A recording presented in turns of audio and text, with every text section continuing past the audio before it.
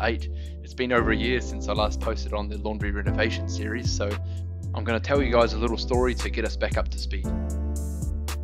This is Leo, and as you can see, we've put a pet door into the sliding door rails. Here he is going out that door. He's fairly well behaved, but one day we came home to this. Now unfortunately I was stuck on site at the time, so this footage is just off my girlfriend's cell phone, but what you can see is an inch of water and it's leaked to nearly every part of the house.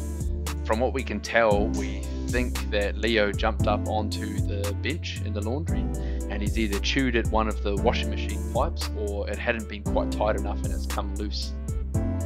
Now this caused thousands of dollars worth of damage in the house. Luckily we had insurance, but this is some of the damage that happened in the laundry. So the tall cupboard, the base cupboard and the door had to be replaced because they just sucked up so much moisture. I was pretty mad and I think he knew. So fast forward another 6-7 months and now we're just looking at the condition of the Rustoleum Tile Transformation Kit. This part of the video I suppose could stand for the 18-month review of the Rustoleum Tile Kit. So number 1, white's pretty hard to keep clean. Some of you guys said that and yeah, I agree. Number 2, it's definitely susceptible to damage. Someone dropped an iron hard enough to crack it and it also chipped the floor. You guys were right, or a lot of you guys were right. It's definitely not the best product out there to redo your floors. In its defense, for $100 it's really cheap, and if used in the right application you can see that it's a decent product. And even though we did have some small amounts of damage, you know, maybe 1% of the whole floor entirely, that 1% really makes the rest of it look bad. So I've made the decision to actually pull up the rest of the tiles, and I'm going to do a proper job now and put some tiling down. So before we pull up the tiles, I thought we could do a few durability tests. As you can see, yeah, this stuff does chip up and it does flake off with enough pressure. I feel like I'm going hard enough here to cause damage. The most realistic wear is probably the sandpaper, and as you can see there really wasn't too much damage to that tile, maybe just on the corner where it rubbed through. So I think it shows that for a price tag of $100 it's actually not too bad.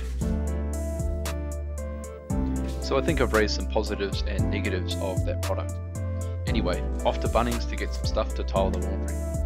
I love Bunnings and I seem to spend a fortune here, so if anyone from the Bunnings group is watching and they want to sponsor me, please get in contact. I think we can do some cool things together. I've set up a small table outside the area where I'm going to be working, and this is just to help keep the area tidy and provide an easy station to cut tiles. These tiles were one of the cheaper options that we found at Bunnings. I think they were priced at $14 per square meter, and they're just 300 by 300 tiles in a modern sort of grey colour.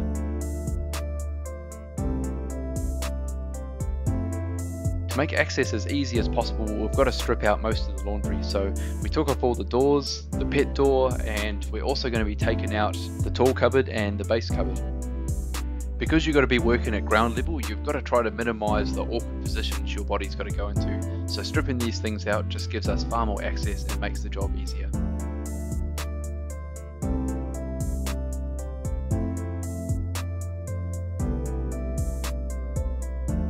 Cool, so now we can start smashing up the tiles. Our tool of choice was a demolition hammer, and we made sure to use adequate protection.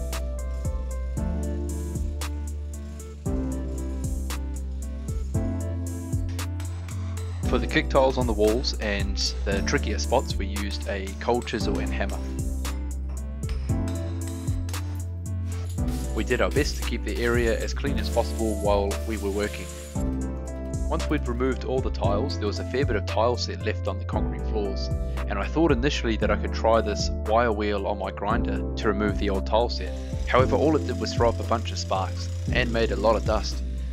So instead I used a much wider bit on the demolition hammer, and that was able to get under and lift up the tile set.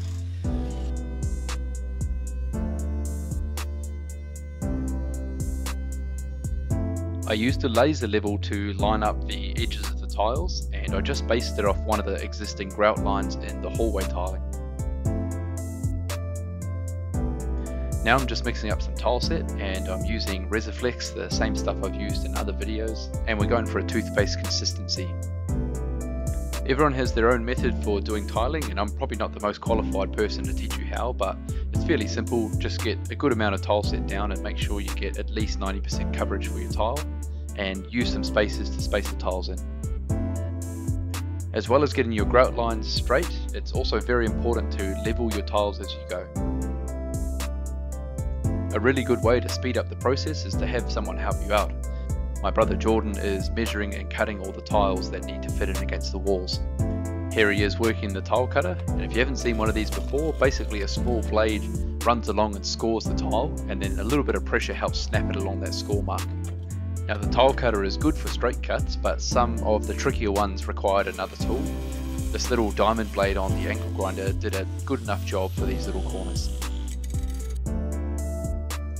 It started to get a little bit cramped in there, but I was able to make it work. There's a small drain in the laundry floor right by the sliding doors, so one of the tiles I had to cut a small hole to the right dimension.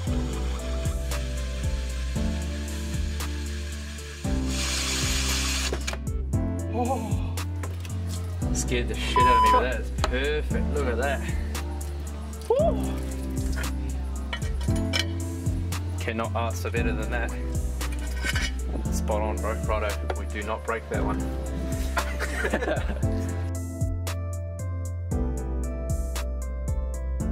The next day, when it was dry enough to walk on, we could also start on the wall tiles, and this is done in a really similar manner. Obviously keep your spacing straight and make sure that the top edge of the tile is level, even if the bottom is slightly off.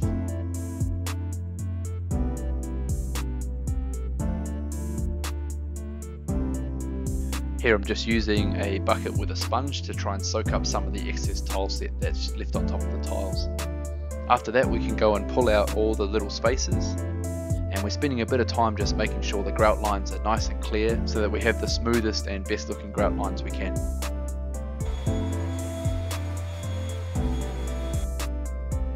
I'm using a light grey grout as a nice contrast to the darker grey tiles.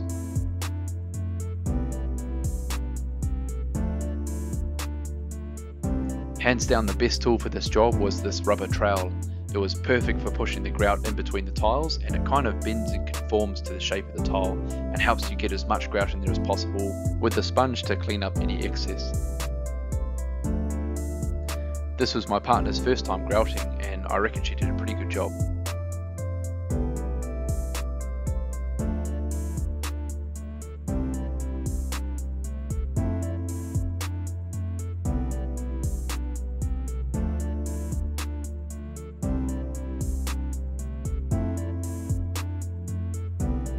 Make sure you have a sponge and a bucket of water. Floating a wet sponge over the grout helps smooth out the grout and remove any little ridges or any lines in the grout.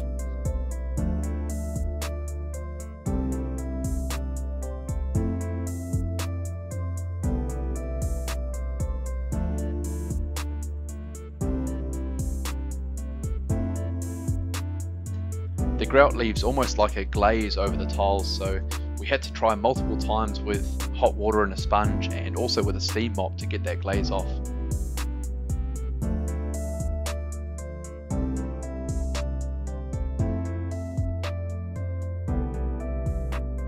We also figured since everything was out the way, we'd give the walls a quick touch up. Then all the cupboards could go back in, and all our stuff could go back in the cupboards.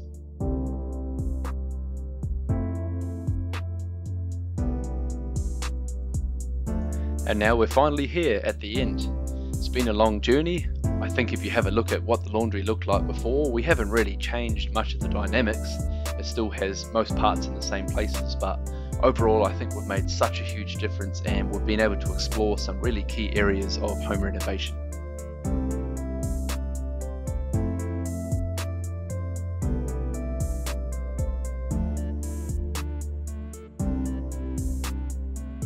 I want to say thanks to everyone that's watched these videos, and thanks for all the feedback and support that I've gotten.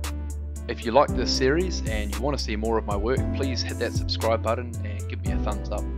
See you guys on the next project soon.